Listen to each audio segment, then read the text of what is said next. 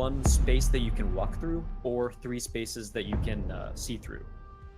So it's very tough. It's very tough to see this map without Thermite, and I'm actually really excited because it means that I imagine we'll see a ton of upstairs play, because that band changes so much, right? If you're going downstairs, then Hibana's or if you're attacking the downstairs option, Church Arsenal, Hibana's enough. You can take out the hatches, you can maybe make a peek hole in one of the common reinforced spots, but you can't really do that with some of these upstairs sites like CCTV Cache, which looks like it's what we'll be going with as well. So I think the defense has a very strong advantage here. But we do have to remember that both of these teams are going to swap sides after 5 rounds, so even though Motiv8 banned out Thermite, they do have to deal with it now, but they will be able to defend without worrying about a Thermite on attack later, so that might play into their hands as well. The other bans, Echo and Maestro, very common picks in this current meta. Basically, Echo, the fact that he gets 2 drones and his teammates can see through them is very huge. Even though the teammates can't use them to shoot or deny a plant, it's still very impactful to basically have 2 invisible cameras that you can have watching any angle you wish. And then Maestro, obviously, I don't know if we even really need to talk too much about why Maestro's banned. He's got an LMG with an ACOG on defense. His evil eyes are bulletproof cameras that can see through smoke that aren't vulnerable from the sides. So if the windows don't open up, you can only kill them with 5 operators on the offensive side.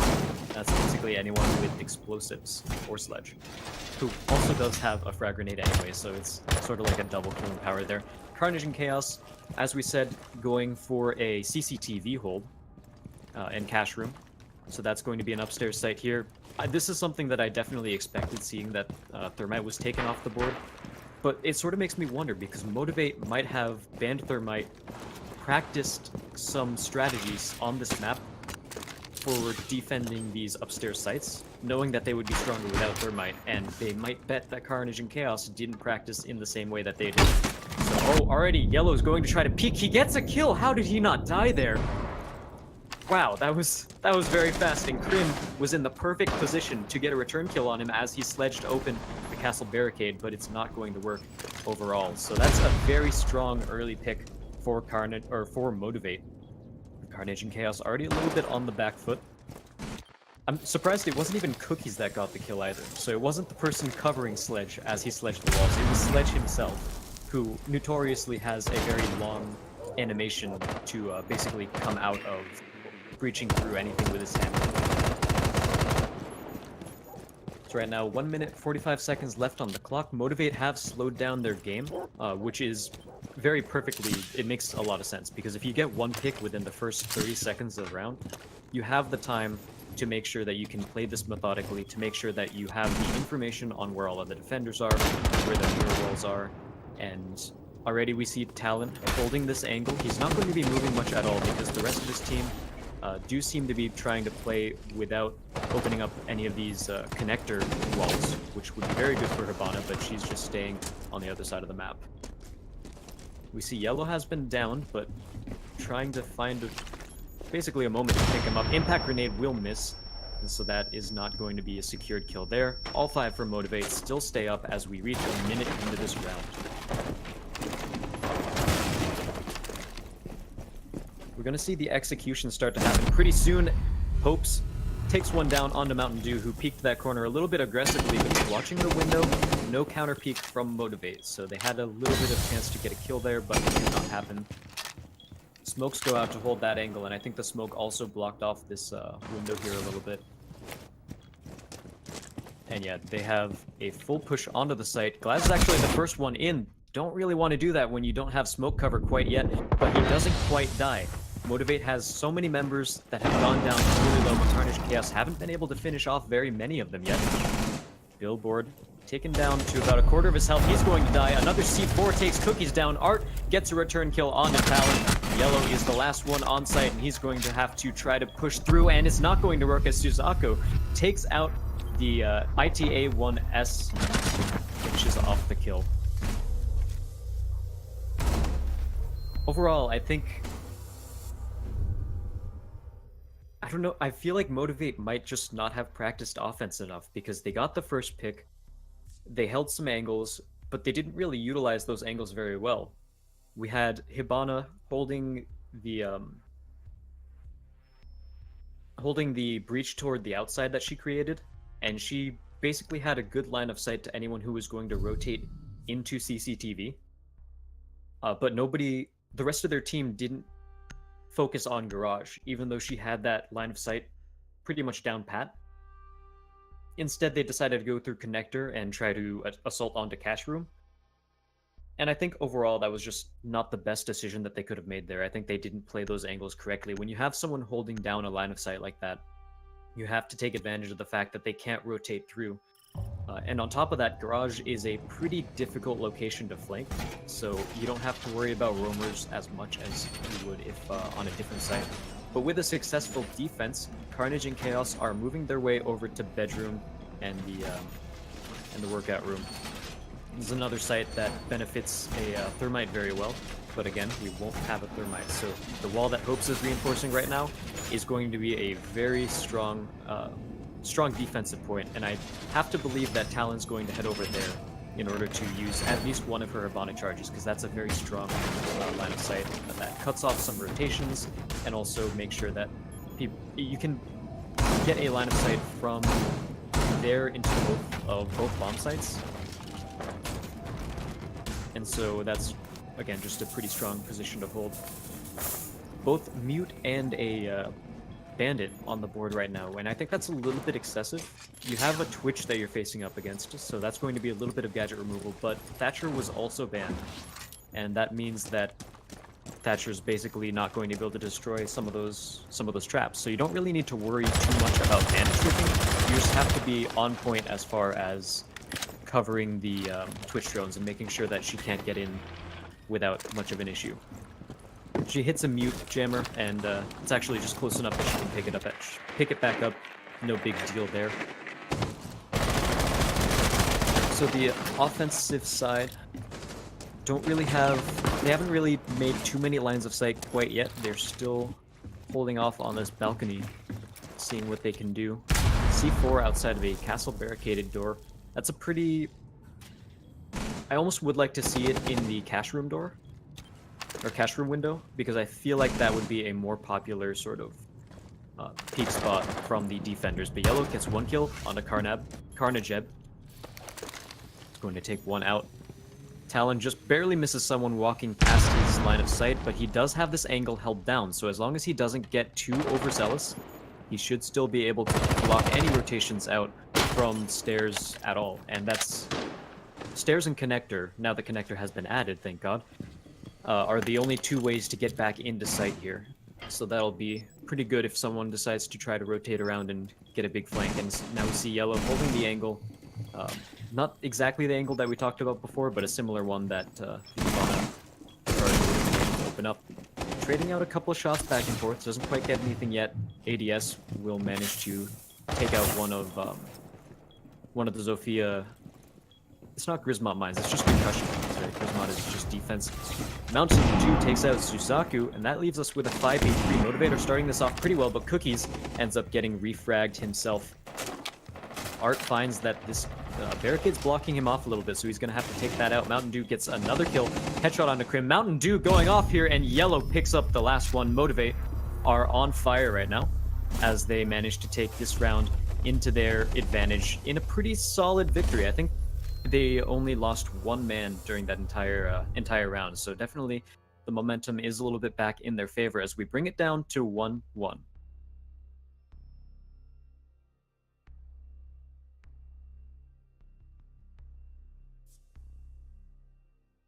Ooh, the scoreboard shows a pretty interesting tale as Yellow and Mountain Dew are doing pretty much most of the work so far. Talon's been opening up some... You can't say that Talon hasn't been doing work, though, even though he hasn't gotten any kills. And even if he didn't have 2 assists, he has been opening up angles and holding angles pretty strongly. And even something that a lot of people, especially in ranked ladder, forget is that holding down an angle itself can be super important. Just knowing that you are covered and won't be flanked is huge. the fact that you don't have to constantly turn around, you don't have to worry. You can peek to your heart's desire as long as you have the peeker's advantage in your favor. So Yellow has been, Talon has been doing a pretty good job for his team, even though Mountain Dew and Yellow are getting most of the frags there. So we see them heading back into bedrooms, which again, both of these upstairs sites are very good to hold if there's no thermite. So I'm not surprised to see this at all. We're gonna see some reinforcements in on the bathroom.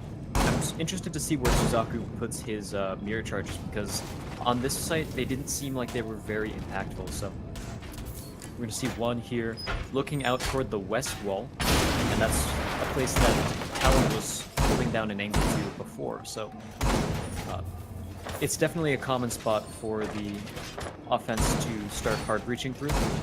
Even without a thermite, Hibana will do it just fine. So now as Motiv8 comes into the round, it looks like they might be focusing mostly on the roof, which is pretty strong in this side as well. Openings up into the administrator office.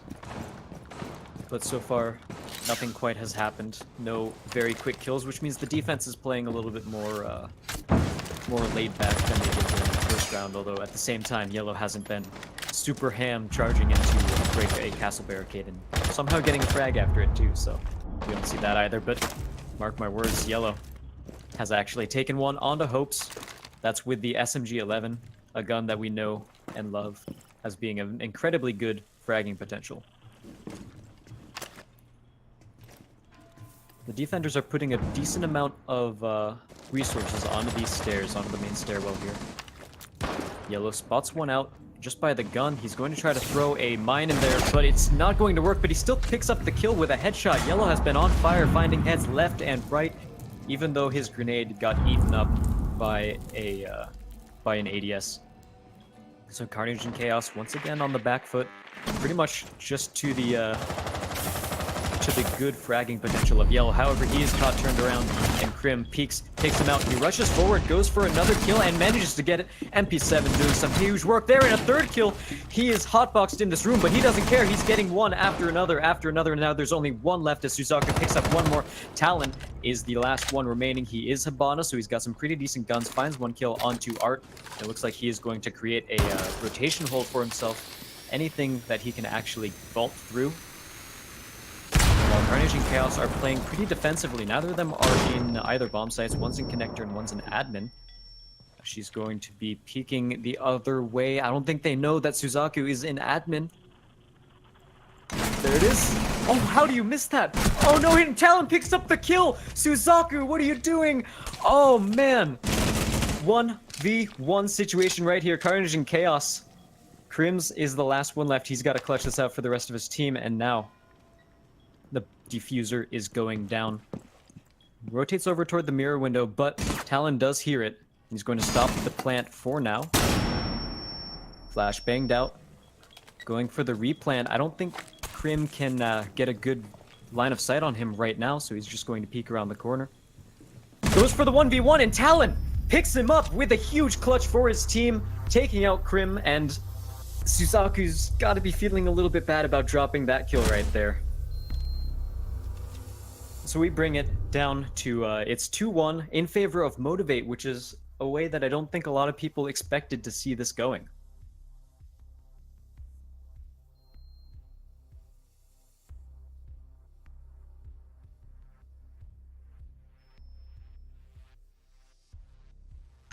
So let's see if the defensive strategy has changed up a little bit. It looks like Carnage and Chaos are actually going for a Church Arsenal.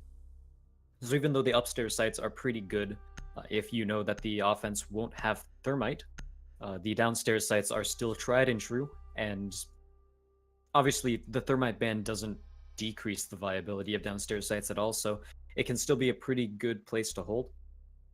So we might actually have a sixth pick as well, as the bandit gets turned over potentially. Gotta wait an extra second. Yep, it's going to be a mute pick instead. So I think overall the mute pick just helps prevent Twitch from basically going into going in to destroy the gadgets, because if they're bandit shock wires, Twitch can destroy those really easily, but if you have good placements with the mute signal disruptors, you can actually catch a lot of, or basically at least prevent Twitch drones from entering the rooms if you position them correctly. And you obviously don't need the extra bandit tricking power of the bandit, because there is no Thatcher and there is no thermite. So bandit tricking is going to be a lot less useful, so you might as well... Hope's almost shooting Art right there as he tries to blow up a wall. But as I was saying, you don't need a bandit trick really much as often, so might as well go mute, because you know that Mountain Dew has been picking Twitch, I think, pretty much every round so far. We also see a defensive lineup change from Carnage and Chaos, as they don't decide to go with a Mira this time, and they do decide to bring an Ella.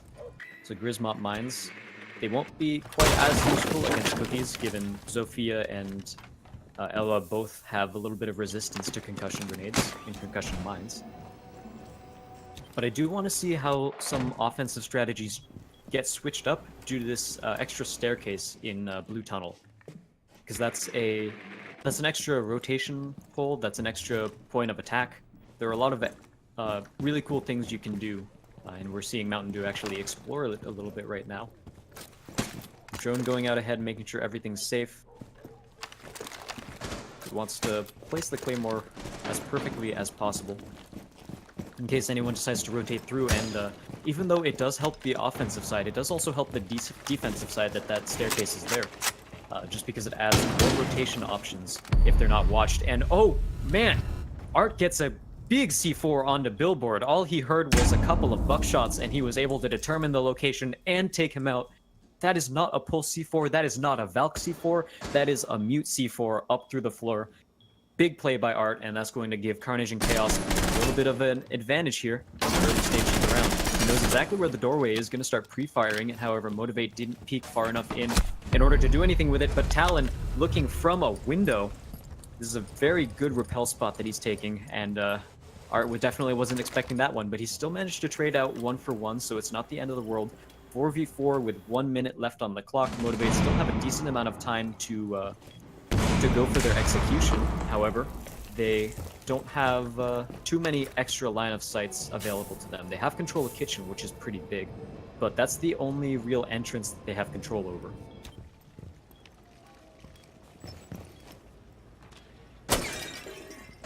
Just trying to get rid of the pot, I think, there. Get a little bit of an easier line of sight. Suzaku is actually in the dirt tunnel, which is a little bit of a choke point. If they know he's there, he'll get pinned down, and he won't be able to rotate back through, as long as you have one person watching the rotation there, and I think they do. I think Motiv8 do have someone watching that angle, so he's going to have to win a peek war up through the floor against an opponent that he doesn't see, which is definitely worse, and I believe they know where Suzaku is as well. To see Talon start to drop. That is the concussion grenade going off. Legion actually picks up one. That's Suzaku with a headshot too. He takes down 2. Krim gets the 3rd kill, and now we're in a 1v4 situation. 11 seconds on the clock.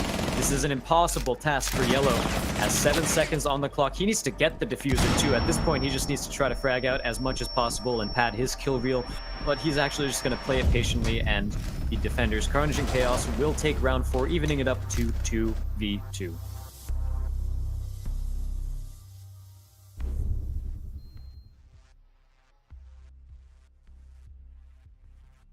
I think I'm gonna have to go get water after every map with some solo casting, but that's fine. During a map, we'll be completely able to keep going and going. And Talon's got himself on the board with some extra kills, but Cookies and Billboard still haven't really been showing up. I remember we saw Billboard playing Blackbeard a bunch, I believe, so I'm wondering why he hasn't been going back to that. We do see just a ton of hard breach on the side of Motiv8, which will help them out depending on what side it is, but I think overall you might be better off switching one of those, any of Zofia, Sledge, or Buck, to something else. And I think they're probably taking the Sledge so that they can deal with castle barricades, because even though Buck has better soft destruction in terms of basically going through walls, going through floors, ceilings, all that sort of thing, he can't take out the castle barricades. So that's one of the places where Sledge actually beats out Buck in terms of usability. And with Castle's heightening pick rate recently, it's definitely a decent idea for these teams to pick up Sledge every once in a while. Not to mention, we've seen Yellow frag out quite a bit with the SMG-11. Just such a fantastic gun altogether for killing. As long as you're in a 1v1, maybe a 1v2 situation. 18 rounds, or is it 17? One of those two. Either 17 or 18 rounds in the clip is definitely not enough to go full-on clutch against teams that are actively peeking you. But if you do have time to reload, then it can still be a very, very powerful weapon. So we're actually seeing a little bit of defensive, I want to say resource allocation toward the bedroom. So they're playing a little bit more off-site, a little bit more of a roaming game. Art is in the garage, and he's going to try to take control of it. He's the only one there, so he might be able to get a cheeky pick, but the thing about garage is that if you frag one, it can be very hard to get out and keep your life alive, or even frag two. So now we see Motiv8 actually putting a lot of their own resources into the bedroom take here. So they will self-destruct this wall too. I'm actually surprised this one wasn't barricaded at all. Actually, it's got half of a reinforcement on it, so he's still going to have some pretty decent lines of sight. I think that's a little bit of a misplay by Carnage and Chaos's defense, because if there's no thermite on the board, you have to make sure you reinforce every wall that grants the enemy team sight lines like that. Cookies is just going to cover the back of his team and make sure that no one can rotate through there. If this staircase is covered that he put a claymore down on, no one can come up behind Carnage and Chaos right now. No one can come up behind Motiv8 right now. The only way to get there is either those main stairs or through connector, which is the current contested spot here. Suzaku does have a pretty decent mirror wall here, or mirror window, and the stairs behind her are theoretically covered by Art as well, who should still be around the garage area. And actually, no, he swapped with Carnage, so Carnage is the one holding garage. We do see Talon opening up a similar sightline that he did last time. Motiv8 haven't done anything with it last round. They might try to do something with it this round. But it looks like he'll actually be moving up, so he's not going to keep holding that line of sight there. So B site will be a little bit easier for Carnage and Chaos to play at this point. Carnage goes for a peek, seeing what information he can get. But time is ticking. 40 seconds left, and nothing has been done so far. No picks have been made on either team's side. Keep that. Oh, we actually have one by Art. Art takes out Mountain Dew down here. He's playing pretty elusively, almost gets a second frag, but he's going to get taken down instead. Billboard taking him out. However, Carnage and Krim going off. Krim with 2 headshots onto Talon and Cookie, and now we're in a 1v4 situation for Motiv8, as Billboard also just has roughly 15 health. So this is going to be a very tough situation, and it's not going to work, as Krim just pokes around behind him and manages to take him out. This pretty good rotation here too, I like that. But it was sort of an unwinnable situation for Billboard too. You had 30 seconds left to get a 1v4 clutch, and while it has happened before, it is incredibly rare. So I think Motiv8, once again, sometimes they get an opening pick, sometimes they don't, but the thing that's always been true about their team is that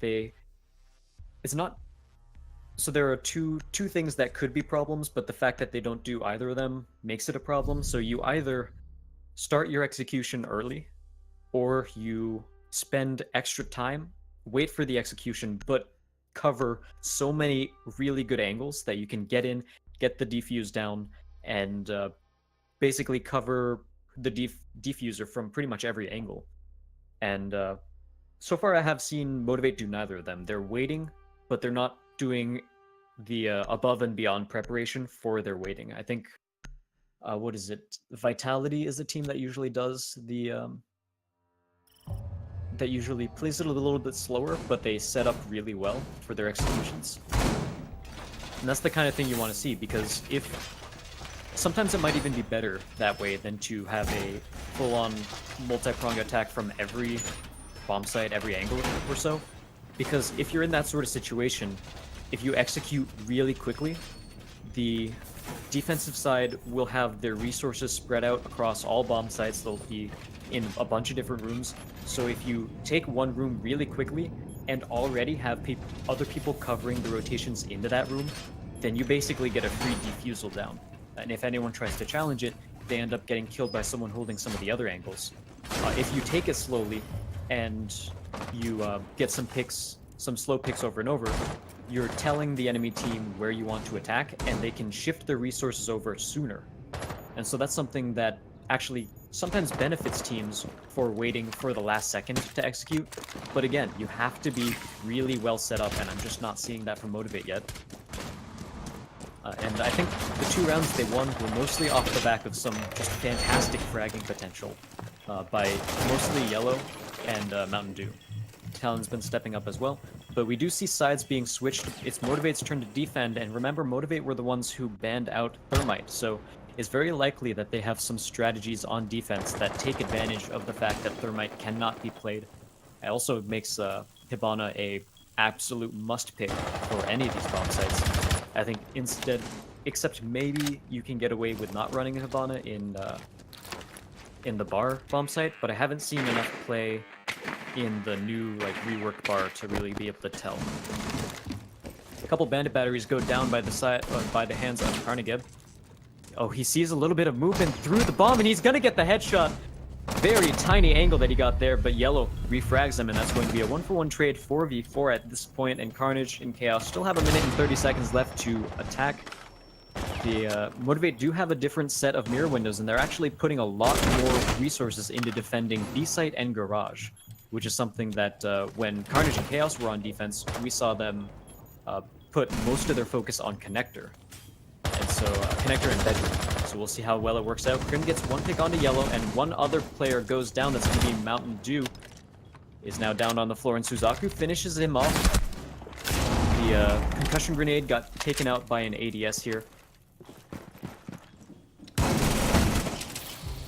Billboard picks off one headshot onto Art. That leaves us in a 2v3. Motiv8 can still pull this off, but they need some extra frags. Suzaku picks off 1 with a headshot, and now it leaves us in a 1v3 situation with Talon as the only one left. He's going to get... No, doesn't get the headshot. He pushes. Very aggressive, but he does get the kill. He's going to go for the reload. Doesn't quite get the second kill, however, as Hopes take him out. That's going to be Talon going down, and Carnage and Chaos winning their first round on defense. So even though Motiv8 were the ones with the big mastermind plan to take out Thermite, remove him from the picture, ban him out, take these upstairs sites that Thermite would usually be really good at, but their defense still faltered a little bit. And I don't know if it's... I'm trying to think, because, again, we saw Carnage and Chaos. They focused pretty heavily on holding bedroom and connector. They usually had 1 man on B/garage, rotating between B and garage. Motiv8 have 2 or 3 in B and garage, 1 on the staircase, and 1 or 2 in A. And so they're really not putting much emphasis on connector at all. And I think the fact that the Hibana, we saw the X-Kairos pellets going from connector into cache room. I think that angle was a very strong angle, and part of the reason Carnage and Chaos have and yeah, you can actually see it right there. That's the angle right there. A huge shout out to Kazrek for being our production guy, and also I like his style where he listens to me saying stuff and then he suddenly shows it on screen so that everyone can see what I'm talking about. But they basically opened up that angle with Hibana X-Kairos pellets, and that's just a really strong angle, and I think that's part of the reason why Carnage and Chaos put a lot of emphasis on contesting connectors so they wouldn't get that free angle.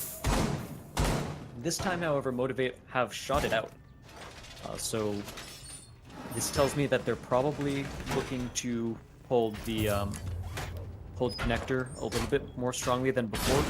As Kazrek was showing us before, the north side of connector has 1 reinforce on it, but they haven't finished the reinforcement, so that tells me maybe they want to keep that as a rotation hole and basically have someone in admin to help flank around in case Carnage and Chaos do get into connector.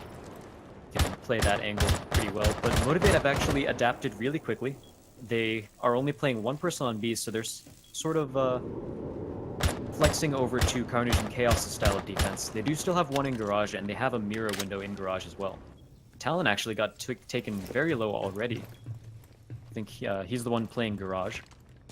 So we'll have the a little bit of extra safety from the mirror window, but he still is in a little bit of a hot box. That Garage is so hard to rotate out of if the offense is playing correctly.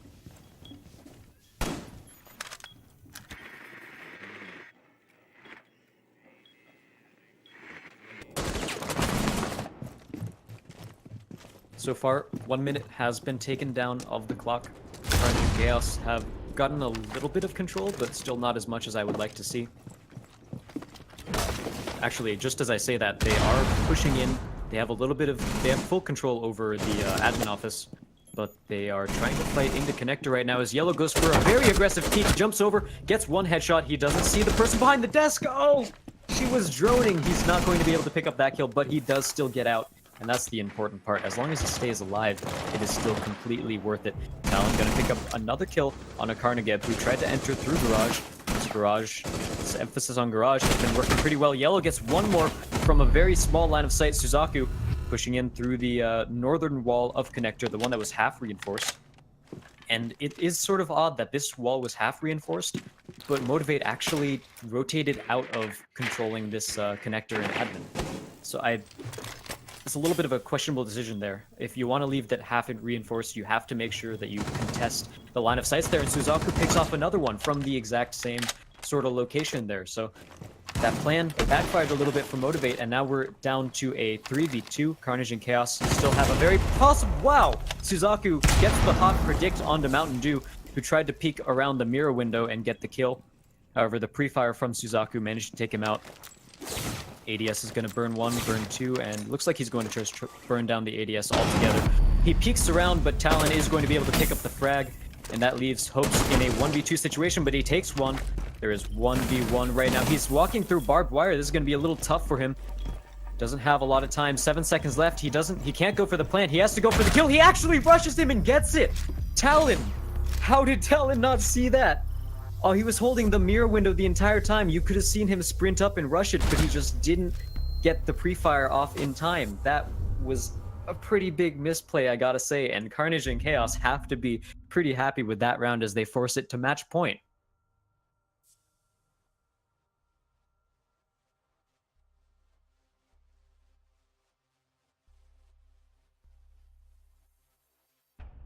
Alright, so Motiv8, they're feeling the pressure now.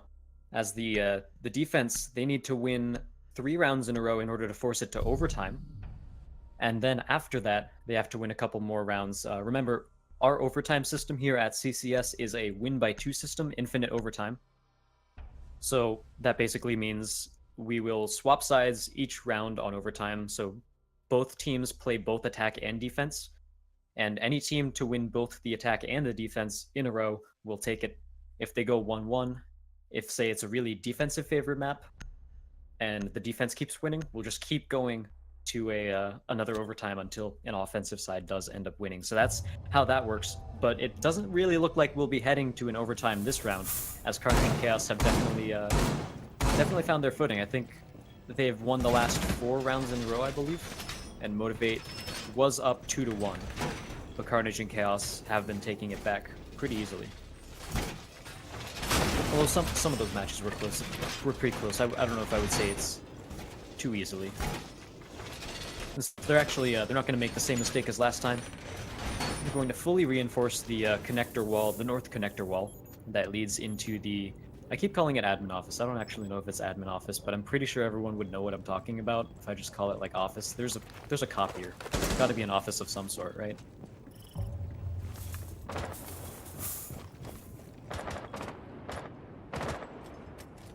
So this defensive setup, Motiv8 are spreading out a little bit more than they have before as well, and Talon is actually playing a long game. I think he's just going to rotate back over to Garage, and he's been playing Garage quite a bit for the rest of the rounds, so I imagine that he'll be playing in here again. I actually think for this sort of setup, it might be better to have someone play downstairs in Garage, because there's just a lot more cover and you have a lot more options to rotate out. If he gets caught behind this little partition, the railing that he just was behind, then teams can pretty easily keep him pinned down for quite a while, unless he gets a very good peek. and manages to pick up a kill off of that. Yellow has been one of the biggest fraggers for Motiv8 so far. It's been topping the leaderboard in terms of teams kills. I don't want to say team kills because that would be that'd be kind of an interesting thing. Oh, the phones go off, and that's actually going to get a free kill onto Talon as he was checking it the entire time and didn't expect someone to be here. So they're going to get the access to the defender's cameras, and that's just going to be a very good Dokkaebi play. Actually didn't see if Dokkaebi was the 6th pick. If so, that would have been a very good way to catch him off guard. Billboard takes one onto Carnage, and Yellow gets another, so Motiv8 starting off the defense pretty well, bringing it down to a 4v3. Carnage and Chaos have 1 minute and 20 seconds left to attack. The diffuser is down as well, too. Yellow has control of it. He's going to be able to hear if anyone goes for it as well. So Motiv8 are actually in a really good position right now. Carnage and Chaos have to find some pretty good frags in order to take this situation back into their favor. Especially since Suzaku is dead, that's the Hibana. They won't be able to open up any more lines of sight. They won't be able to take out any extra mirror windows. And Krim is in a 1v1 fight with the mirror, it looks like. That's going to be enough. Does manage to take him out. Krim bringing it back to a 3v3, and I think that was just a little bit of an aggressive play from Billboard. I don't think he should have been in Garage at all in a situation like this. You just want to play patiently. You want to wait for Carnage and Chaos and force them to push in, especially when you have control of the diffuser like this. As Yellow actually hears him, he's going to try to peek around, and Cookies actually picks up the kill instead. So Hope actually got the diffuser at some point, and he's going to be the only one left alive for the rest of his team here. It's a 1v3 situation. He gets fired on from the side, and Yellow takes him out. There's not much he could do there. There's way too many angles to watch, way too many angles to frag, and he wasn't able to clean it out for that side. Motiv8 taking it back into their favor with some pretty good frags, and once again, we gotta commend Yellow for being basically the star fragger for his team right now. He's been picking up a lot of kills from a lot of different angles with he's been playing Jaeger most of the rounds as well, so the 416C helping him out quite a bit there. And Motiv8 still need to win 2 more in order to bring it to overtime. So 2 more to draw it. That's not 2 more to win. And this time I will keep a closer eye on a possible 6th pick. As we head to the reveal phase, playing with Mira once again. They're going for a gym bedroom. So that's the same secondary site that Carnage picked. But they haven't had to go there yet because Motiv8 so far has been winning or losing every round that they have been on defense. So Billboard looking to switch off to his 6th pick, and Carnage and Chaos have already switched off to Buck. And it looks like Rook is going to be the selection there. So swapping off Mira is actually, I think, it's a good use of the... Strategically, I don't know if that's the right decision, but it's a much better use of the 6th pick than most of the things we see, because that's the sort of thing that will really let you fake out the opponent team, is basically swapping to or swapping from one of those really high value ops. Another one we see pretty often is, say there's a Valkyrie on the board, you take it off the board, force the enemy team to pick IQ, and suddenly IQ's like, well, there's nothing for me to scan left. I think, for the most part, that probably goes the other way, though, because in this, over time, more gadgets have been added for IQ to spot out. Like, way back in, when I started in Red Crow, there was... IQ was not very useful at all, because there was only, like, one actual gadget you could see. Like, nobody tossed out nitro cells at the beginning of a round. People always held them and tossed them over cover, tried to get people that way. And all of these operators like Legion, whose mines are invisible, or like Ella, who can be very creative with placing her mines and stuff. Valkyrie was like the only one who IQ could really do anything against. And now they've added so many different operators that have counters like that. Sorry, Valkyrie and Pulse. Pulse was actually also really strong to see. Hope's taking out the top section of this wall, but it's not going to be breachable at all, so he just uses a couple of shotgun ammo and scares Motiv8 a little bit. So you'll notice that one of these walls has been replaced with or one of these windows has been replaced with a stone barrier. and so that they actually, I think they get all of the X-Kairos pellets, so they're not going to be able to open up that door quite yet. Yeah, that's Talon playing in here. He was able to take them all down, so they're not going to be able to take that out at range. Grim gets one kill, gets 2 picks on top of that, and Billboard goes down as well. Mountain Dew is going to push, manages to get the kill there as well. I'm surprised we haven't seen Pulse at all, even though both of these sites have had pretty destructible floors, so you'd think Pulse would have a much higher pick rate. He's not banned either. Suzaku takes out Mountain Dew, and that leaves us with a 2v4. Carnage and Chaos are looking pretty set, but Talon goes for a run out, and he's going to get 2, but that doesn't matter, as Hopes and Art pick up 2 more kills off the back end of that, and they're going to be able to take this round in their favor, and the map. So that is going to be map 1, going over to Carnage and Chaos. That was Clubhouse. Stay tuned for the second map in this best of 3 series. I am Azuraki Dragon. I'm solo casting today, and I will see you after a quick break once we get the rest of the game set up.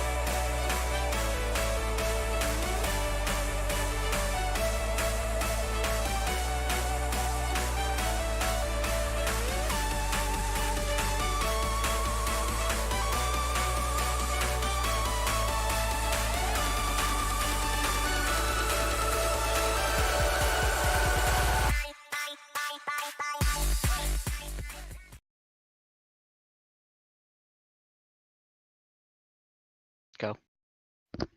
Hello, everyone, and welcome back to CCS. We are in Season 3, Week 8, in a match between Motiv8 and Carnage and Chaos, and the score hasn't been updated quite yet, but Motiv8 have lost the first map in this best of 3 series, and if you weren't here for that, that was on Clubhouse, reworked Clubhouse. So unfortunately, if you missed that, we did not get to see that at all, but it seems like the teams need a little bit of extra time. So just going over what we saw last round, Carnage and Chaos, they started off, I wouldn't really even say roughly. A lot of times we see some of the teams higher up in the bracket, they take 1 or 2 rounds to sort of get used to it and get in the flow of things, and then they manage to take it away and take the victory at the end. But that didn't really happen with Carnage and Chaos. They lost the first round, won the second, lost the third round, and then almost swept it from there. Carnage and Chaos managed to close it out pretty decisively overall.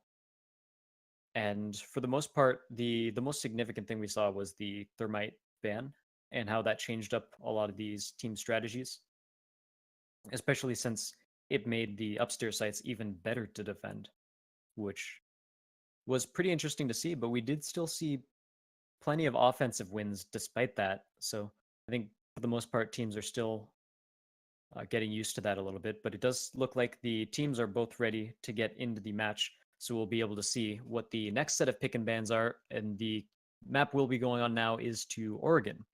A very common map, pretty standard, but what might not be standard is what these guys bans. If we see a Thermite and Thatcher ban, who knows what we'll see this time around. Those are some pretty impactful bans.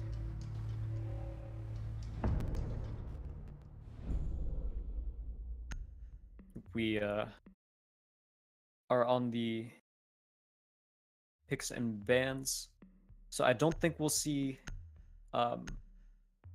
as far as defenders, I don't think we'll see Maestro played again. I think he'll be banned again is basically what I'm saying. Because his gun is ridiculously strong. He's got an LMG with an ACOG on defense. Can't stress that enough. And then his ability is super good. Also sees through smoke and everything, which they don't need a glass counter at least.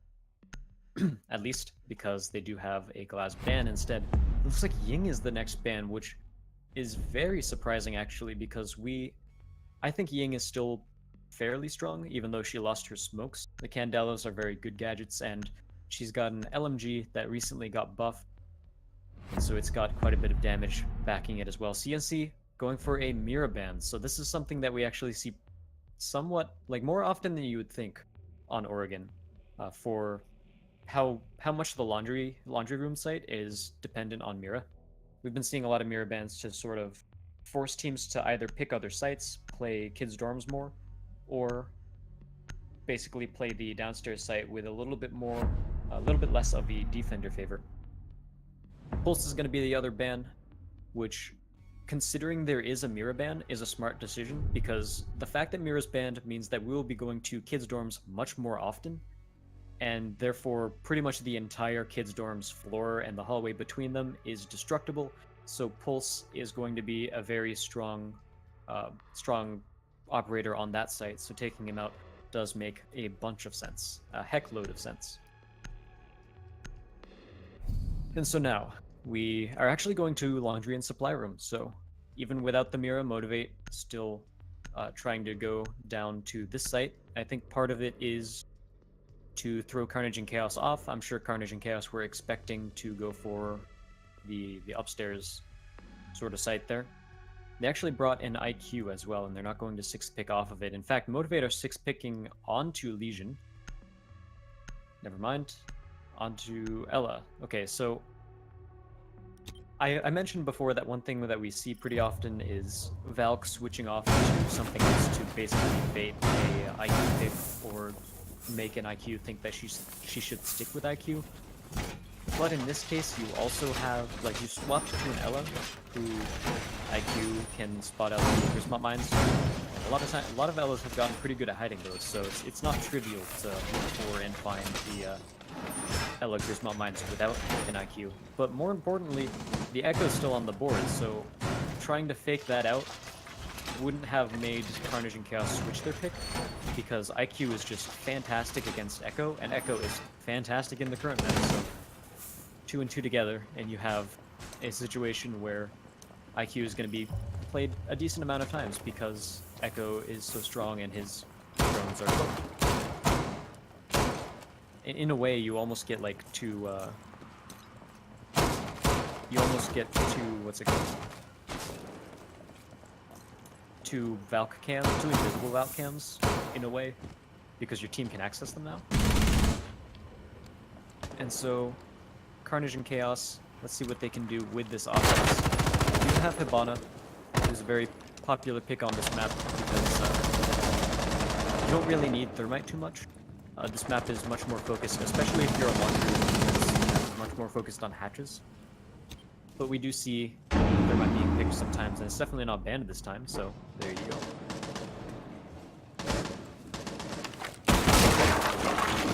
Creating a rotation pool for himself.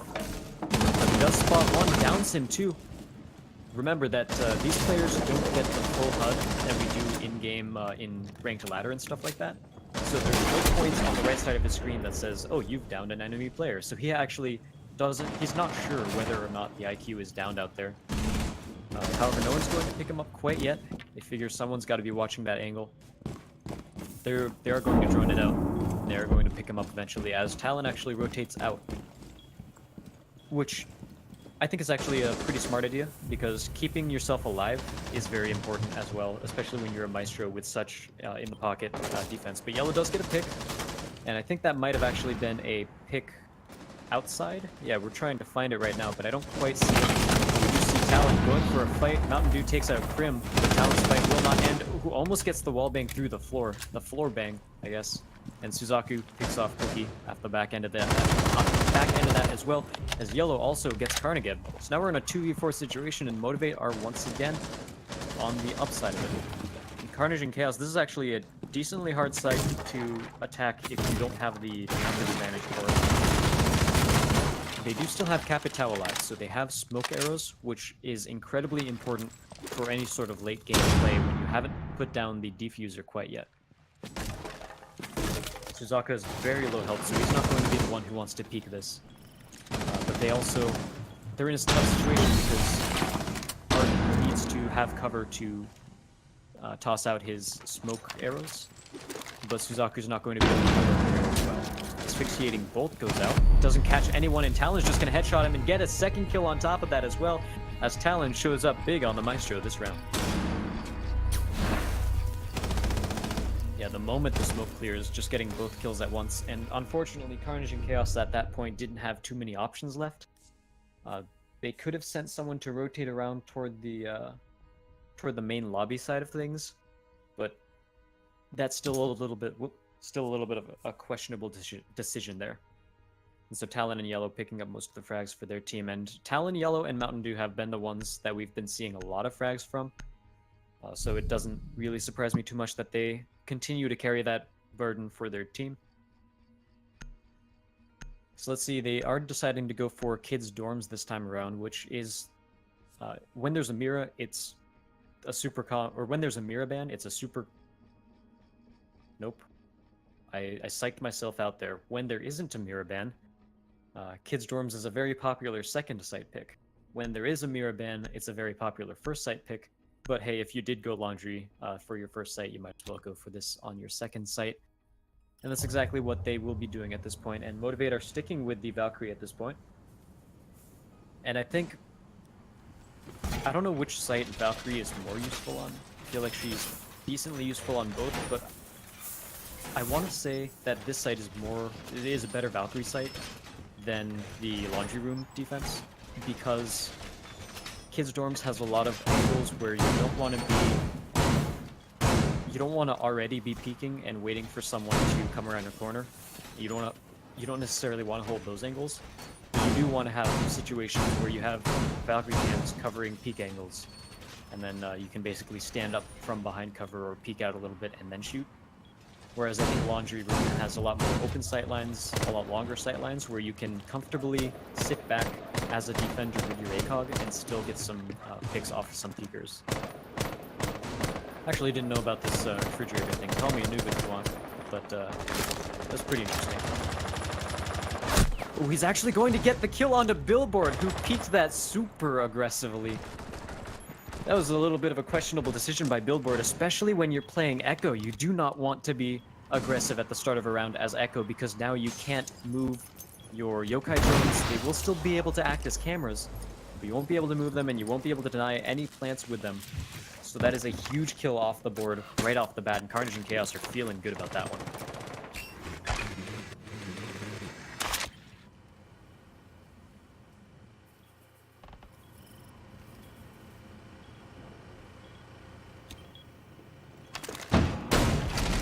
to Motiv8 on this defense. They haven't really spread themselves out too thin whatsoever.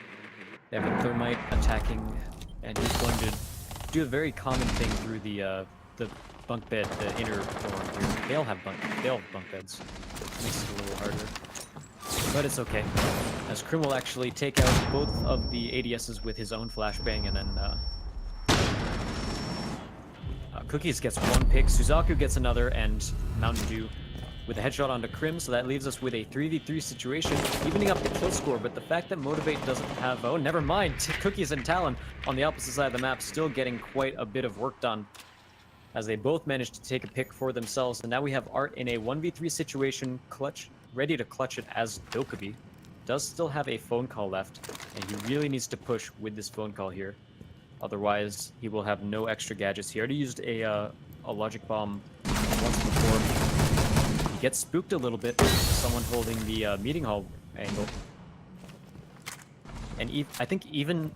I don't know if he actually... whoever's playing the meeting hall angle down there, I don't know if they actually knew that... I don't know if they had sight of Art, or if they just wanted to scare him, because it definitely worked either way. That's something that you want to keep in mind. Art still forced to peek every angle that he can, going around the backside, and Cookies takes him out with the MP7. That is going to be Motiv8. It's taking this to 2-0 on our second map so far, so already off to a decent start, but we saw that Carnage and Chaos were a pretty good team to bounce back and basically almost sweep them after going down a couple of rounds. We'll see if they can do it this time, as the Fuse pick, I believe, will be swapped off, yeah, or 6 picked. I do not believe that for too many seconds there. Looking at the kill scores, Motiv8 have been running the table. Carnage and Chaos have only gotten 3. And that's not really a situation where you want to be in, and Suzaku's gotten both of those. We know Suzaku to be a pretty good fragger as well, so... Now we're on to the 6th pick phase. See if anyone tries to fake anyone else out. Looks like Alibi is going to get fully locked in, so we haven't seen Alibi... Did I say Alibi? I'm pretty sure I said Alibi, I'm sorry for that. Alibi is, we haven't seen too often, because against more coordinated teams, it's harder to make her Alibi, her Prisma Mines work. Because most teams at this level, either you have an IQ or you just drone out. And callouts are really good against Alibi as well, because for Prisma Mines, if you drop them down and someone knows that it's a Prisma Mine, they can just call it out, even if they can't destroy it. Or if you say, oh, Alibi's, what's a random call? Alibi's tower, right? Then you know that if someone sees a Prisma in bathroom, they won't be scared by that, because it's in bathroom, which is the opposite side of the map that Alibi was in. So communication and droning are pretty decent against Alibi. The one thing that I've been saying nearly since the start when Alibi was released is that I think the way to play Alibi is going to be to use her gadget as more of a ability and save 2, maybe all 3 of them until after the round starts, and fake people out that way. Because if someone clears them and then they keep going, and then you're suddenly like shooting behind them, and then they turn around and they don't see you, and then you drop down a Prisma Mine, and then they turn around, they go through the room, and they're like, oh man, there's Alibi, she just shot at me, there's a Prisma Mine, I didn't see that when I first came in here. Then you might actually get some more people that way. We do have an Evil Eye down in the main lobby, the dining hall and the kitchen.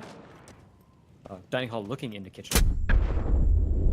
Echo drone will disorient Hopes just a little bit. It's not going to be able to result in a kill, but I do really like that Maestro Evil Eye, because it is in a spot that's very much a nuisance spot.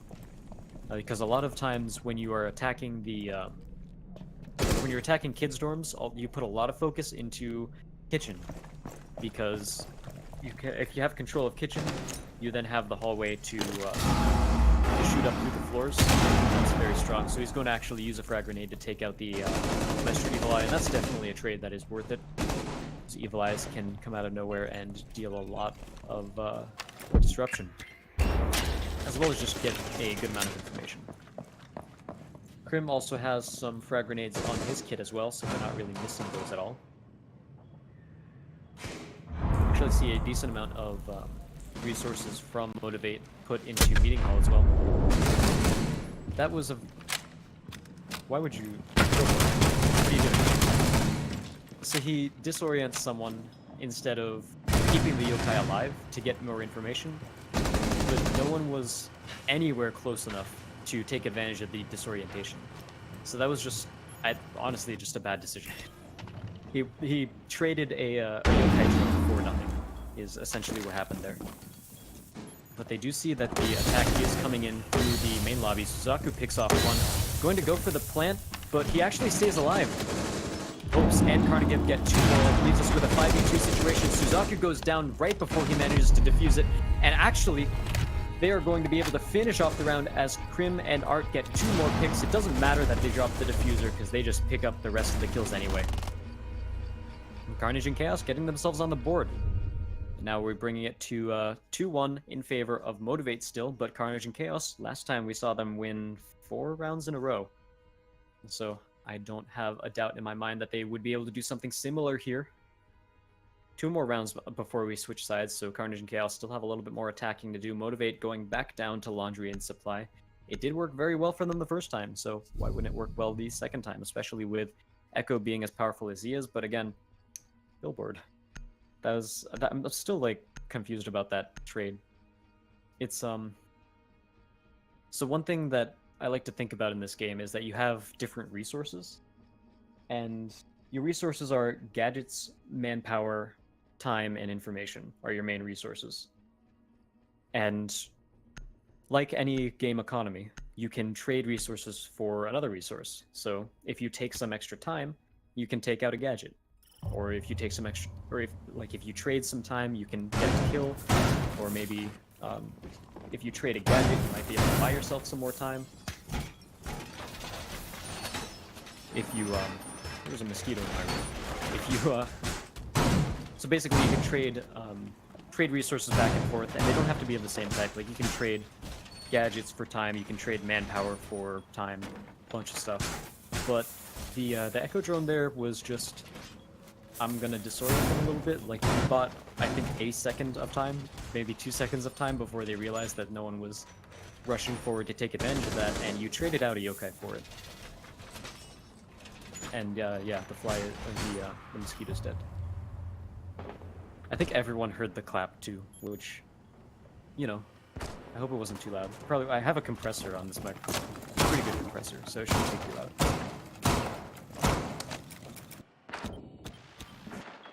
But we are on the next offense here, as Carnage and Chaos are seeing if they can continue their momentum and get a few kills. We actually see 3 people in and around bathroom for Motiv8, so they're really putting a lot of pressure on Kitchen. And Kitchen leads directly into Meeting Hall, which leads directly into these sites. So Meeting Hall Kitchen control is like an extension of getting you Meeting Hall control. And Krim gonna peek a corner to save his fallen teammate, take out Talon. And meanwhile, the yokai drone spots the fact that they're still there. But again, what are you doing with the Echo drone? Like, no one's taking advantage of it, and you just kind of traded it for nothing once again. So another yokai drone just basically off the board for free, and Carnage and Chaos are going to be able to get back up eventually. There it is. So Zofia can get herself back up, but if it's safe and you have a teammate nearby, you might as well have your teammate pick you up, because if you get yourself up there, Zofia, you have 5 health. If a teammate gets you up, you have 50 health, and that's a huge difference. It's you can survive 1, maybe 2 extra bullets with that extra time. Or with that extra health. Krim clearing out some barbed wire with the grenade, with the frag grenade. The Maestro's already dead, so they don't have to worry about a... oh, that was the Maestro that came back. Huh. Yeah, that's not someone you want dead in, or in the early stages of a round. I think Motiv8 have a little bit of a dysphoria. That's the right word, right? They have a little bit of confusion as to who should be doing what, because the Echo and the Maestro should definitely not be the ones peeking out early in a round. Billboard picks 1 kill up, Hopes almost gets a headshot, almost gets two. Very close to winning either of these duels, but he doesn't take any damage in the process. Now he does, as he's at literally 1 health at this point. Cookies takes out Suzaku on the back end of it. Phone calls going out. And Hope's trying to see if he can just stall these defenders out a little bit. And he actually picks up a kill at 1 health. Art gets another. Carnage with the 3rd kill. And now Mountain Dew is the last one left. And he's got to defend against 2. As Smoke, he's not even on site. He's got a phone call going and he picks up 1. Hopes was at a very low amount of health. So that only took 1 bullet to kill him. However, it's Carnage versus Mountain Dew at this point. And Carnage has has the defuser. He is planting on site. And I don't think Mountain Dew hears him. He's going to open up every single hatch that he can, just try to stay unpredictable, and that's the only thing that Mountain Dew has going for him at this point is unpredictability. He does have to push in at some point though, and the defuse timer, I believe, is about 45 seconds. So we're seeing he's already run through half of his time, going for another smoke, smoke charge. He doesn't have the time to wait like this, though. I don't know why he's watching lobby. This is not the time that someone should go around and try to flank him, but I think he did see Carnage try to rotate out. He does, but he doesn't matter as Carnage picks up the kill anyway. Mountain Dew is going to take him out. Billboard says the hatch was bugged, and I think I saw him standing on a hatch that wasn't breaking, which was unfortunate, but at the same time, he did still drop that kill, and he lost a heads-up duel. Both of those two knew where each other were, so it was just a matter of who could get the headshot first. And it is Carnage who does it. So again, Carnage and Chaos bringing it back to 2-2. These guys are, I don't know if I would call it a comeback yet, because being 2 rounds down in a best of 11 is not really dire straits. Like, that's not really super comeback potential. But you did stop Motiv8's momentum, and you are bringing it in your own favor. And Carnage and Chaos did that last time, and they should be able to do it this time as well.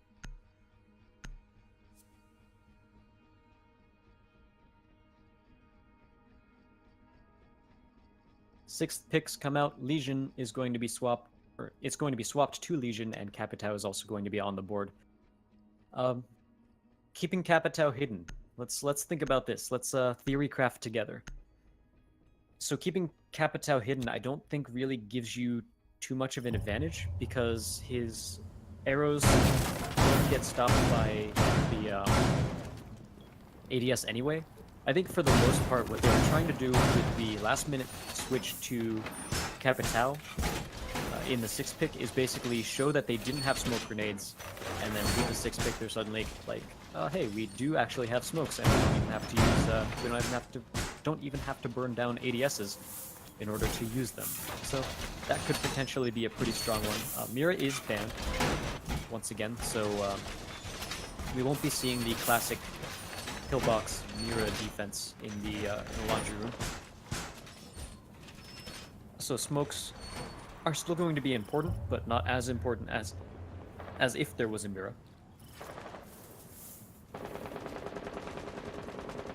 So Carnage and Chaos, let's see what their attack is like. They do have a sledge, which is going to help them play a bit through these hatches. They can take out any hatch that they desire, as well as a decent amount of the soft destructible walls. Suzaku, as a Hibana player against this sort of setup, you mostly have 2 choices. You can either play, obviously if the hatch here is reinforced, which it usually is, you want to take out this hatch, but afterward, you can either spend the rest of your resources getting control of, which also, back when I was doing the resource talk, I completely forgot about the 5th resource that I was thinking about, which is map control. Super important resource. I don't know why I didn't say that.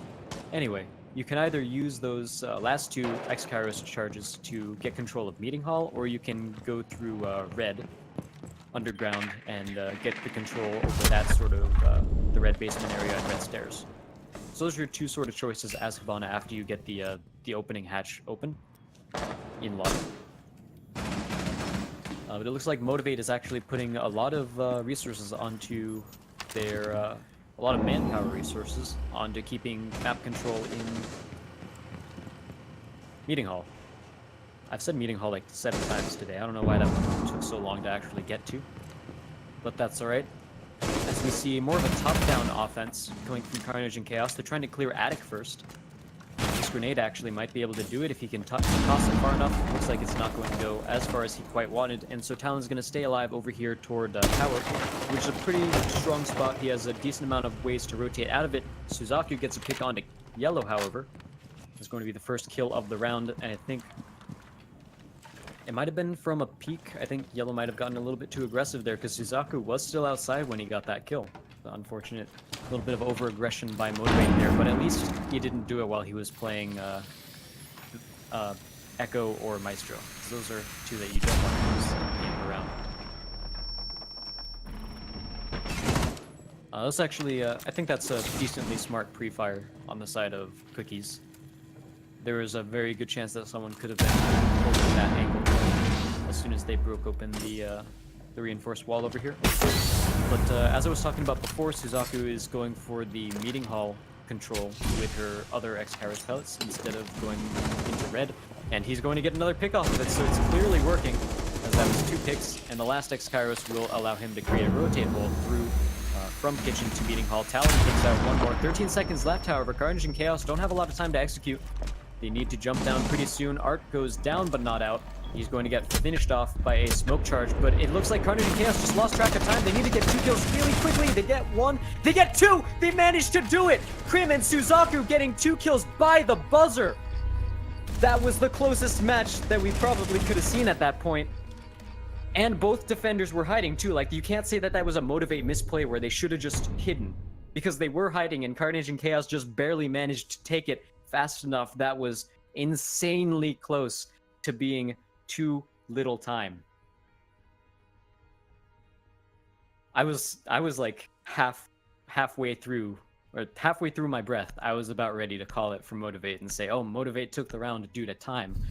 But Carnage and Chaos, that was a pretty clutch play right there. You got to give it to him.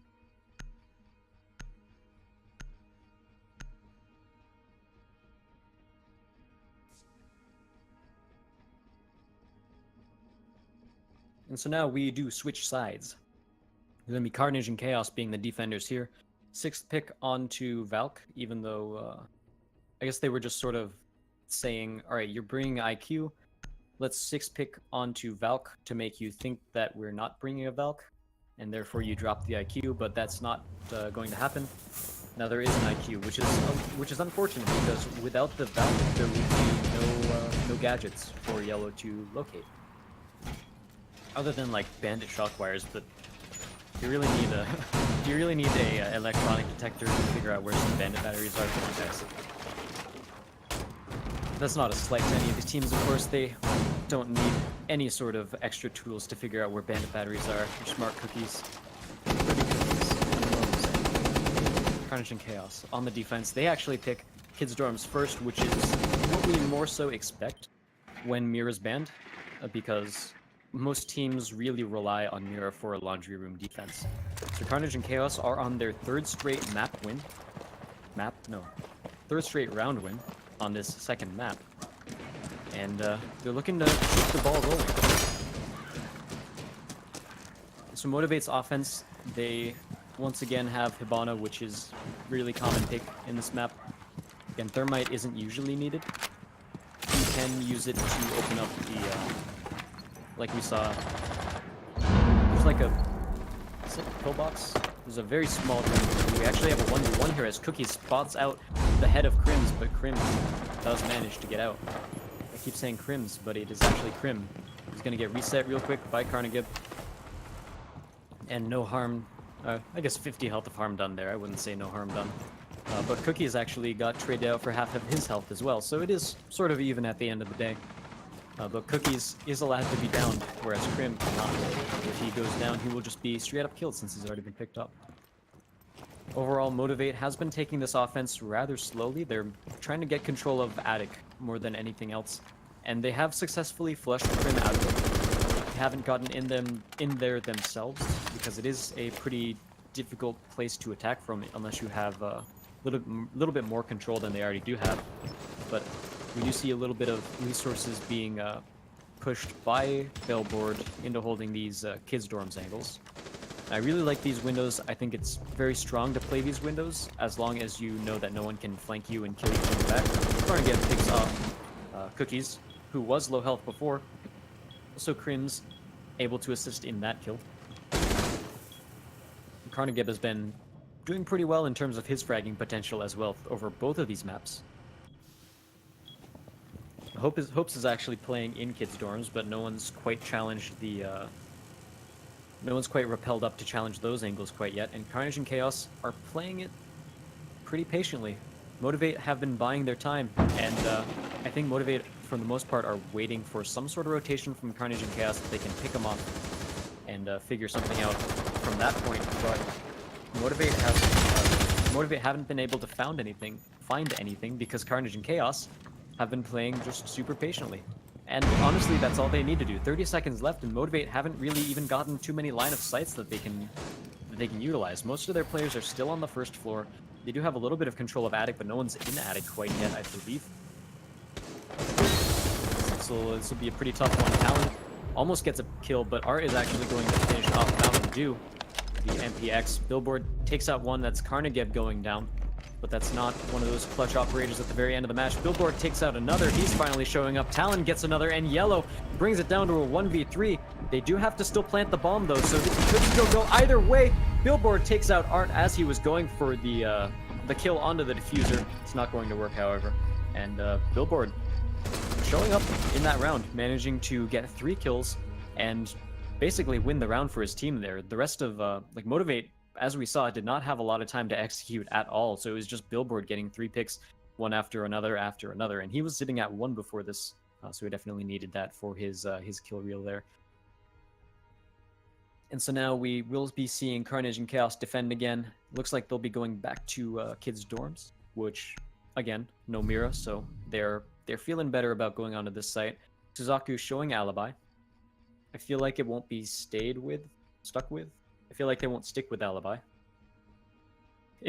If I ever can't think of a word to say, I'll attempt it a couple times and then just completely reword my sentence. That's how I roll.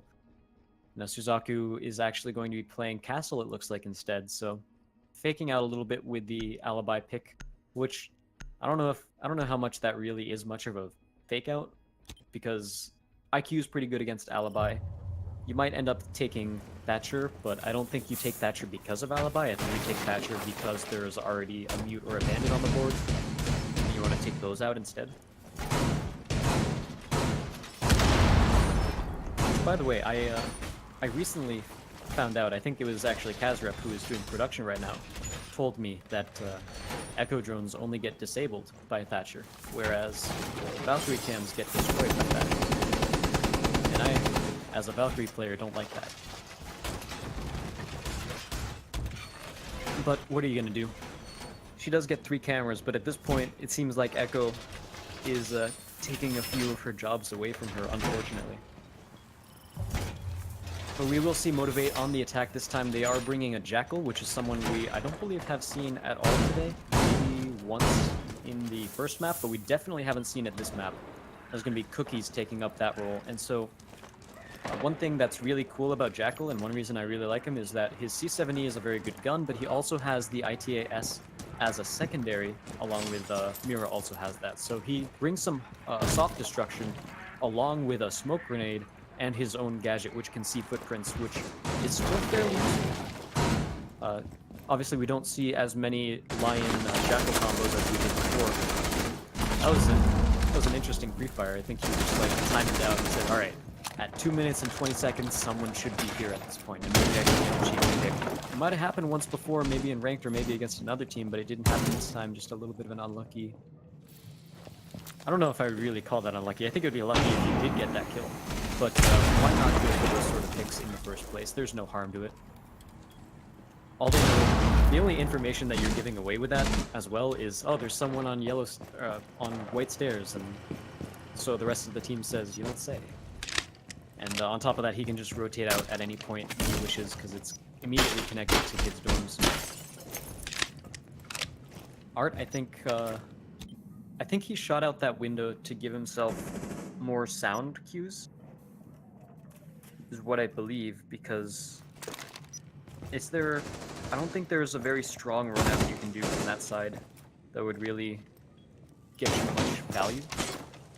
So that's what I feel like that is, but If someone knows better, then they'll correct me. Yellow takes out Suzaku with a headshot. It's the first kill of the round. He manages to get it through the floor as well, so that's why you bring Buck for sites like these. Motiv8 read the fact that Carnage and Chaos are going for this pretty easily. And they actually have 3 hard destructors because, once again, Jackal... Or, not hard destruct, soft destruct. 3 soft destructors. Art peeking around the corner, getting yellow, and that's the Buck off the board, so that is one of those heavy floor breachers that is gone down in yellow. Already got 1 pick, so he did trade his life out, but taking that extra utility off the board is a pretty big deal, so... What? You have to expect that someone's got to be watching that angle, right? You can't get those X-Kairos pellets off from inside. That would just be insane. But Art picks off Billboard. He's been roaming around as Valkyrie being super unpredictable with his cams. Carnage actually manages to take 1 out. That's going to be Mountain Dew going down, and now 2 left on the side of Motiv8. Smoke gas canisters go down. Carnage gets 1. Cookies gets a return kill, but that's not going to be enough as Crim takes him down. Round 7, and that brings Carnage and Chaos 1 step closer to bringing us to match point. Not quite match point yet, but pretty close to forcing it. And I believe Carnage and Chaos won the first map 6-3, so if they win these next 2 rounds, they will also be 6-3.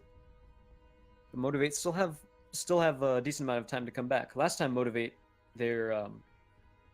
in order to draw the game, they had to come back from 5-2, so they had to win 3 rounds in a row. This time, Motiv8 needs to win 2 out of 4 rounds. The way that works is a little weird because there isn't like a definite amount of rounds that Motiv8 needs to play because it depends on whether or not Carnage and Chaos wins theirs. So I'll just say Motiv8 need to win 3 rounds before they lose 2. There you go. It's good enough for me.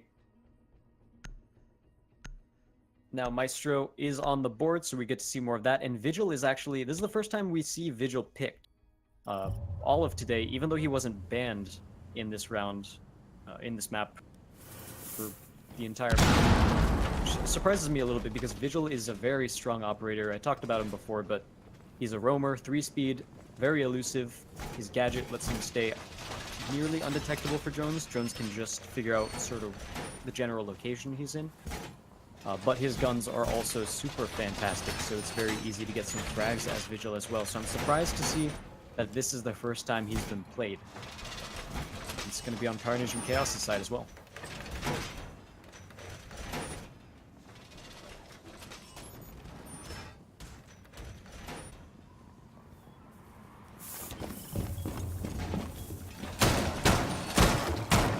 So looking at this laundry room defense, we don't see anything too out of the ordinary. Actually, Suzaku has a plan, it looks like. Yeah, there you go. Okay.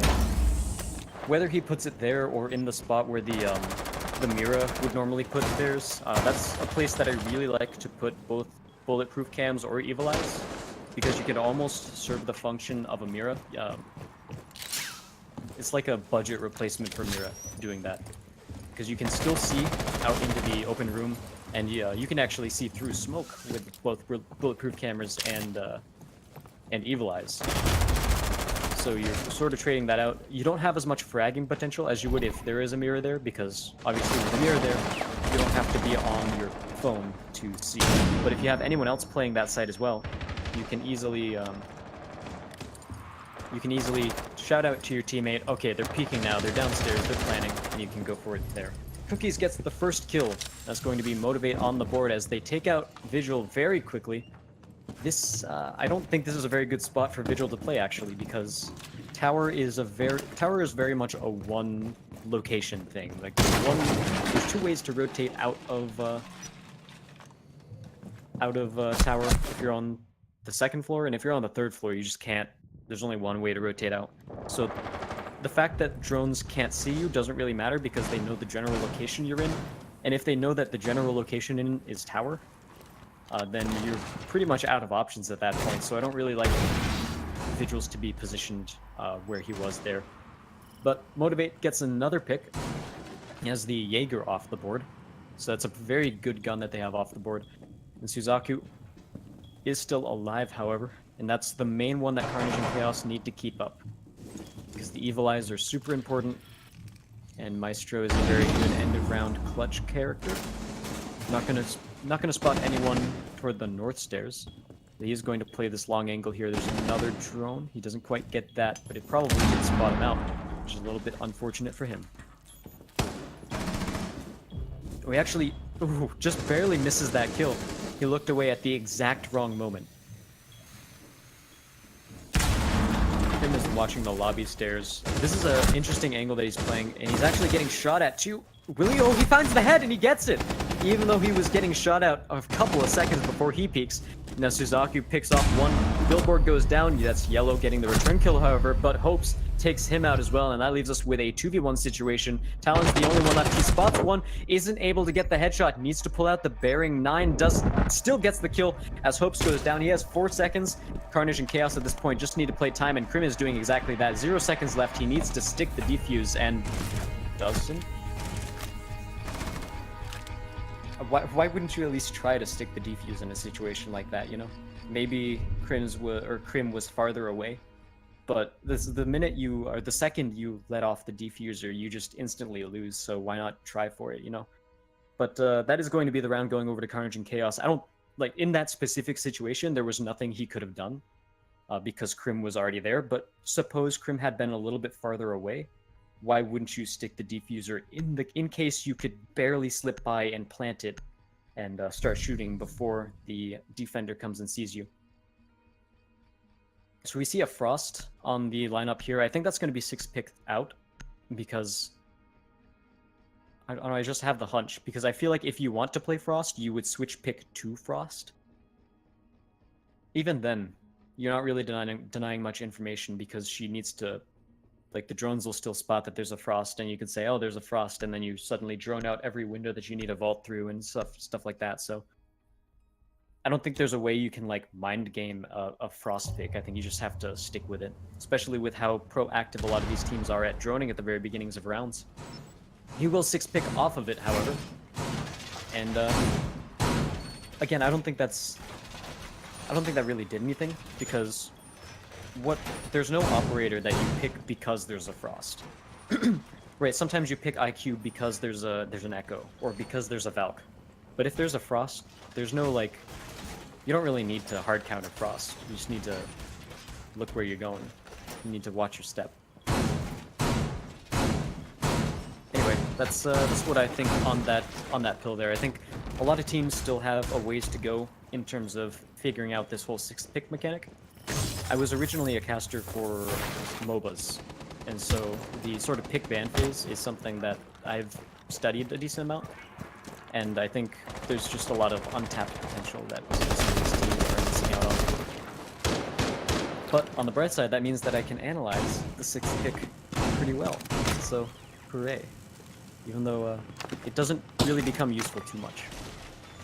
Anyway, Carnage and Chaos looking to defend to win 6-3, same score as their first map, and take this victory 2-0 against Motiv8, and that would bring them to, actually wouldn't bring them anywhere, they'd stay 3rd. They would prevent Armada from tying with 3rd, so it's still pretty good win for them.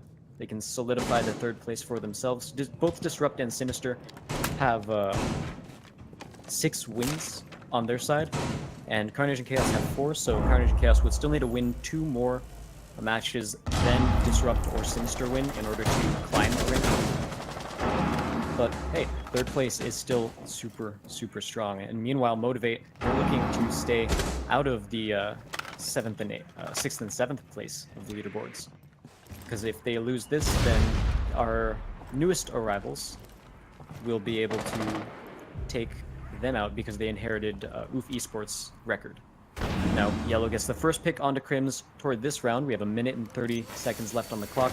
And already Carnage and Chaos are 1 man down, which is not a great situation to be on, especially because Yellow is going to get another frag grenade kill onto Carnagem, and there wasn't much he could do there. He was lying down prone the entire time, but on the bright side, Yellow does get fragged out for the frag that he tossed out, so it'll make a frag for frag joke, but it would be terrible. Now Mountain Dew taking out Hopes with a headshot. That leaves us with a 2v4 situation. Carnage and Chaos aren't looking very good as the diffuser goes down as well. Zucker picks up the kill onto Cookie, who was trying to run across and rotate over. Art gets one more, but they know exactly where he is now. Everyone on Motiv8 knows that he is an attic. They do have the diffuser down as well. Oh, he doesn't have any...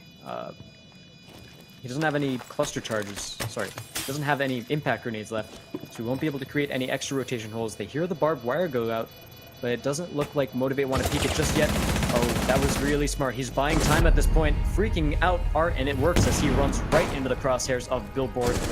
And that is going to bring Motiv8 almost up to challenging this match point. It's 5-4. Carnage and Chaos could still win it here if they take the next round, but Motiv8, it's not too much to ask of them to win one more round. That would make it 2 in a row.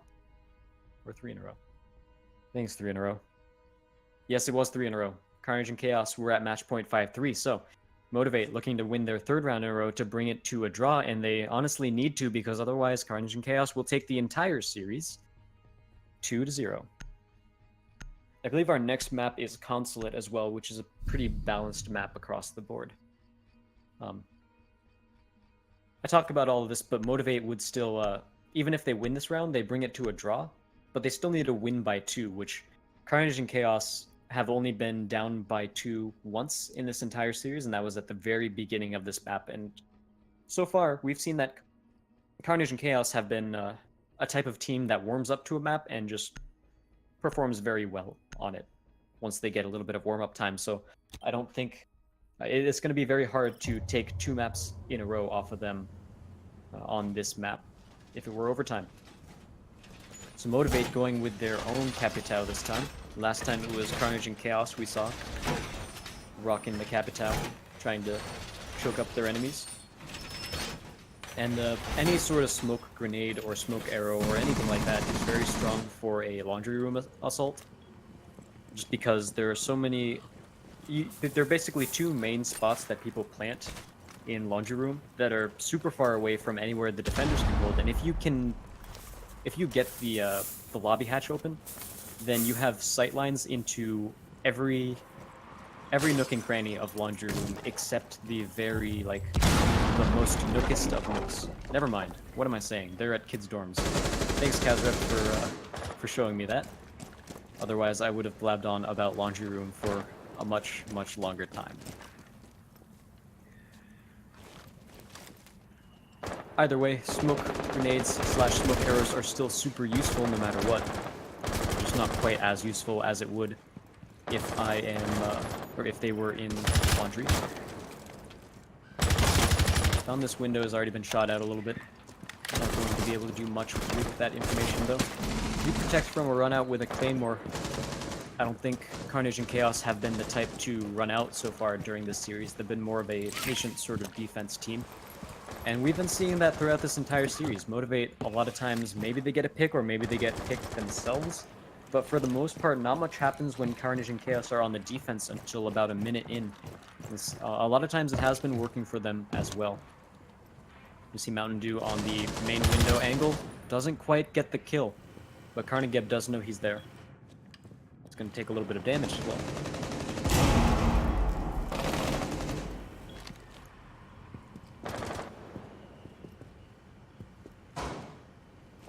Motiv8 are taking it slower than they normally do as well. Holding some really crucial angles. I really like the one that Yellow is holding. It's a very important one for anyone trying to rotate. Cookies takes out Crim, however. So that's going to put Motiv8 on the board with 1 kill. He's one step closer to drawing this out and bringing us to an overtime. An infinite overtime, no less. Which we hope is not actually going to be infinite, but in theory, the overtime could last an infinite amount of time, or at least until these teams need to go to sleep. And Art is going to pick up a kill onto Mountain Dew. That's going to be a headshot. And I think he was playing in Small Tower as well, so that's a flank that you see a lot of times on Ranked, someone on Small Tower basically getting a kill against someone who's peeking out the main window, but a lot of times you don't expect it to happen in a game like this, and Motiv8 certainly did not. And so Mountain Dew is already going to get killed.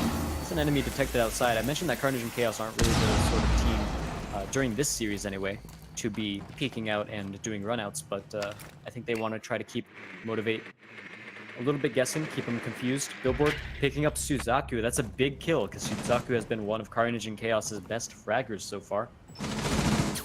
Yellow is still holding the same angle as before. It's a very important one too, so he might not have the most glamorous job, but it's an important one indeed. And Billboard, Yellow get 3 kills between them. And that's going to be a round 1 by Motiv8, bringing us to a draw at this point. Wow, that was quite a set of 2 kills. I'm really surprised he didn't go down there by the hands of the Legion, but unfortunately unfortunately Carnage and Chaos weren't able to close him out, even though they had 2 people shooting at him at the same time. How often do you see something like that happen? But we do have to commend him for some good play, commend Yellow for some good play on his part. So again, we are going into our first overtime of the week, in NA at least.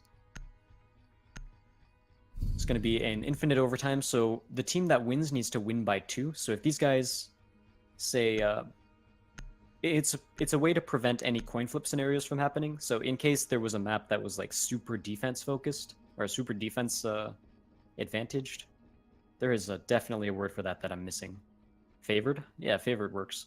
So if the advantage is on defense and the defense is favored, then whoever gets defense twice doesn't just instantly win. On the downside, it means that these teams might be playing for quite a while, but on the bright side, that means we get to watch more Siege. And in a way, stamina is a skill that pro players should have. So playing round after round after round, rewarding the team with more stamina and the team that could stay focused for longer is still certainly a fair prospect. Carnage and Chaos going for a laundry room defense. I think Motiv8 probably expected them to go upstairs. They definitely expected them to go upstairs because they're bringing a Thermite instead of a Hibana. So Hibana is usually used for the laundry room site because you can open hatches, you can open sightlines. But Thermite's usually used for the kids' dorm site because you have the quintessential, all-important balcony pillbox reinforced wall that you should destroy. I don't know. I still don't know what wall I want to call that. But it's basically the bunk beds nested inside the site is the one for that. So Motiv8 got freaked out. They got freaked out a little bit there. But they will still be able to use the thermite charge on the hatch here. So it's not too much lost, but they aren't going to be able to get control from kitchen to meeting room like we saw Talon favor quite a bit. They're also not going to be able to play downstairs quite as much. Mountain Dew trying to contest people around the main east stairs here. This is a very common spot that people look down through. So you can catch out anyone who's playing on or around the stairs into the basement.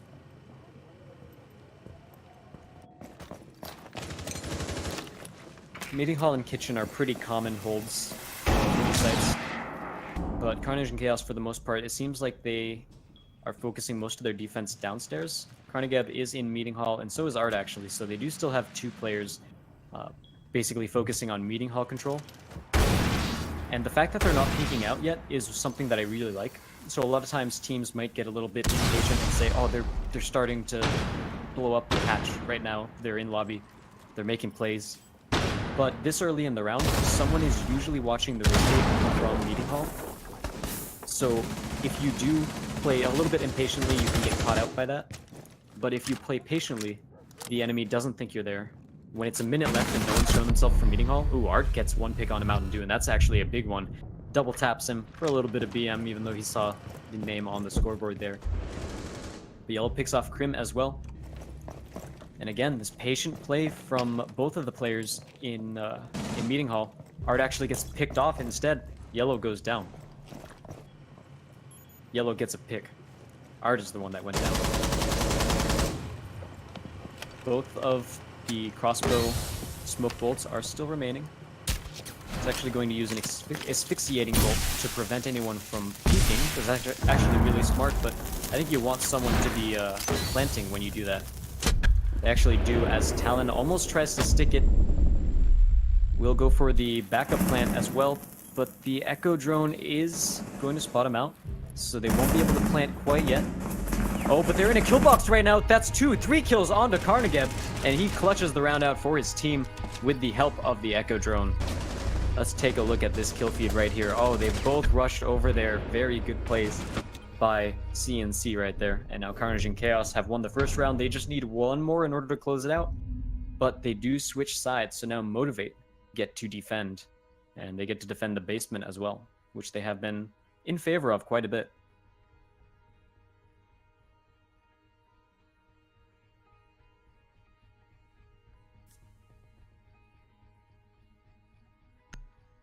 Quick peek at the scoreboard shows us that kill scores across the board are somewhat even. Yellow's still the top fragger for his team in Carnage.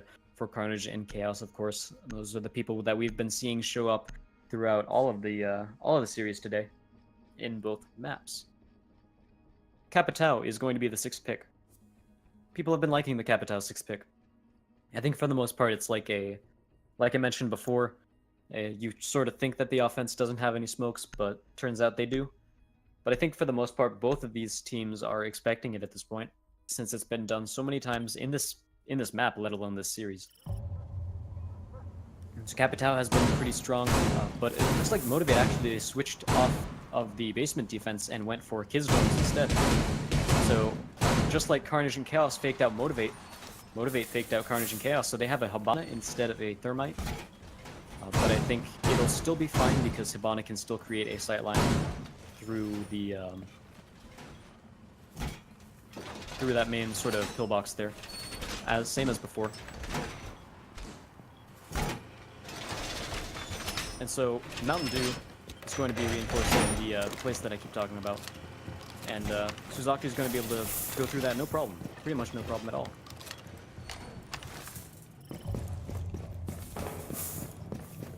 Capitao smoke grenades, again, are still going to be pretty useful on this. Smoke arrows are going to be pretty useful on the site, but not as useful as they would be on the laundry room site, especially since laundry room, you can have such a long play.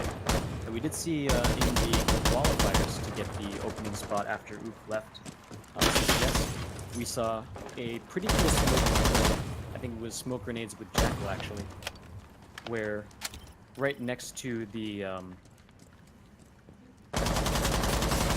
attic reinforced, right next to the attic rotate in the dorm hallway. They smoked that place out, they planted, and they also created an angle through the attic. And that allowed them to basically watch the bomb from several different angles. So they did it once, it worked super well, but afterward, they weren't able to quite get the setup the same after that, because Jackal just kept dying. We don't have to worry about that here. Capitao is the one being played with smoke this time. Motiv8 going with a Valkyrie, and there is an IQ to counter that out.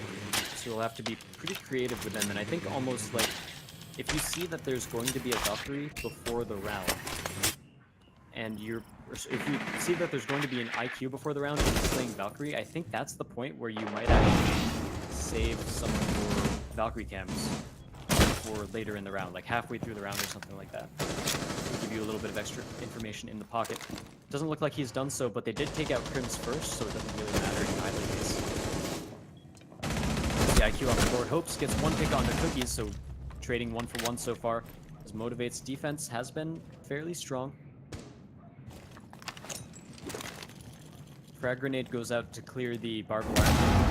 I wanted him to see him cross it a little bit farther, but I think in the so he dropped on the main batteries, but I think there was also a CCS in that at some point. If not, then it should be, because Kitchen is a very important hold here, and Hopes gets a headshot on the billboard.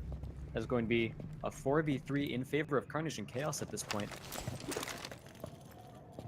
Asphyxiating bolt we see on the top, and Talon's actually going to be able to pick up the kill on the Suzaki. Yellow still here challenging Kitchen, but Hopes rotates out and is going to try to play a little bit of an angle here, and he actually gets the frag, even though Yellow was keeping a very narrow angle there, and Talon goes down as well. That's Art picking up the kill with the Capitao, and now we're left with Mountain Dew as the only one left for his team. He is going to down one. Doesn't know that he's downed, however. Hopes is 1 health as well. Alright, doesn't know that he's down now.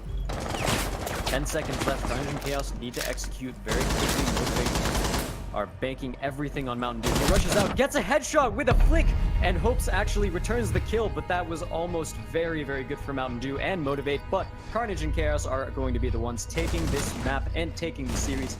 That brings them to 5-2 on the scoreboard. 1 match behind Disrupt, 1 match behind Sinister. They're sitting pretty comfortably in 3rd place. Meanwhile, Motiv8, they're dropping down to 2-5, so if our new team manages to pick up